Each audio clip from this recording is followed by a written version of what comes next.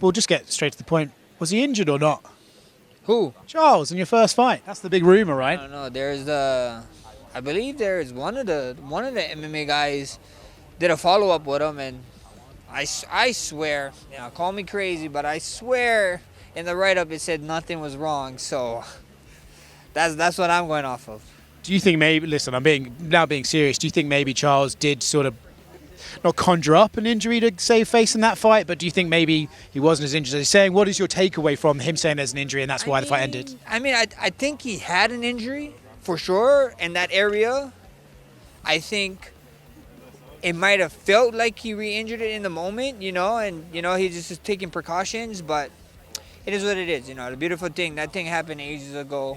I'm so over it, bro. It is what it is. And we get to find out here on the 9th Island, March 7th, for the BMF title. So I'm just blessed to be in this position. I feel like this is one of those fights where like everyone's going to talk about the first fight and stuff like that, but it did, as you said, happen so long ago. You two are completely different, especially I feel like Charles is very different from what he was back then. When you look at your game and how it's evolved and his game and how it's evolved, who do you think's added more to your repertoires? I don't know. Charles is always known as a jiu-jitsu guy, and he's still being that jiu-jitsu guy. He did get his striking better.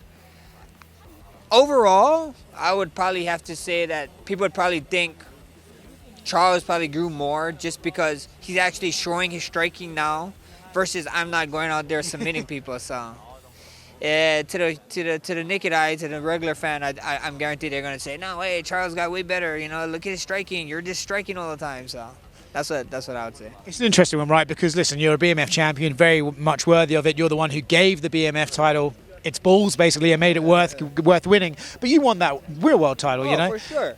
Of course. So when you see the fight that's happening for the interim, I feel like, no disrespect to those guys, you could have been more deserving for an interim shot. Yeah. So was that ever approached you, and were you kind of like, I don't mind defending the BMF, but I really want that? It is what it is. You know what I mean?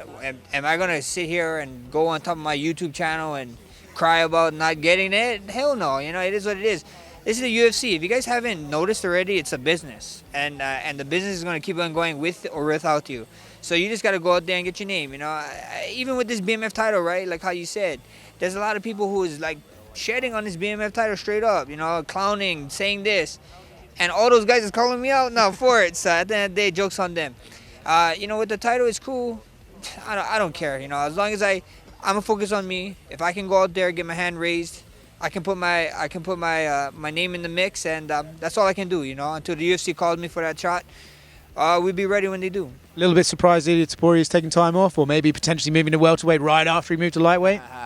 It is what it is, and if it's what it said, I actually reached out to him. That's true. I saw the Twitter actually. Yeah. If it is what it is, I know how hard it is. You know what I mean? I unfortunately had to fight through that for a couple years now. You guys saw my post about me finally going through that. No one even knew I was going through it. They saw the aftermath of years of just court dates and lawyers and talking, and the only person who loses on that is the kids. So at the end of the day, I know how hard it is for a father. Shout out to Topuria trying to figure that out, and I hope he does. I hope he can come back. If it's him coming back at 170, it's him coming back at 170. But I got unfinished business, so maybe we go up to 172 and he gets that done. How were you, listen, I don't want you to talk about too much because you're a very private guy, and rightfully so, it's a private subject, but how were you able to keep that out of the spotlight? How were you able to keep that battle away from the news cycle and everything like that? And how important was it for you to do that? It's hard, especially with now. Everybody loves drama, super hard. I was glad that we did.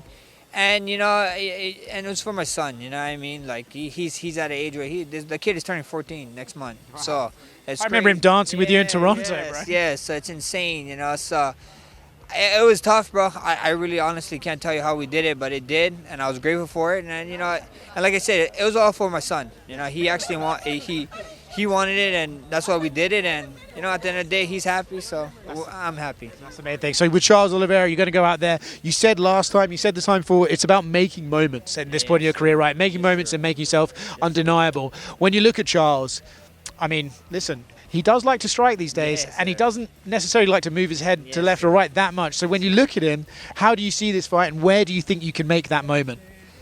I go out there, I fight my fight what I usually do is be myself, man. If I can find him, if I can touch him up, I feel like it can be a really good night for me. If I can add to the significant strike total, that'd be awesome for me for my career, you know. And there's a guy fighting this Saturday, Joshua Van.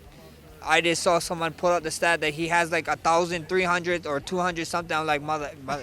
He's been here for a cup of coffee. Yeah, I mean, like mother effer is gonna probably get damn close or beat the shit out of the record. So I gotta add as much as I can before he goes and gets it. I like that the BMF champion can't say motherfucker. You still have to say MF. Max, thank you very much for joining me. Thank you. Appreciate it.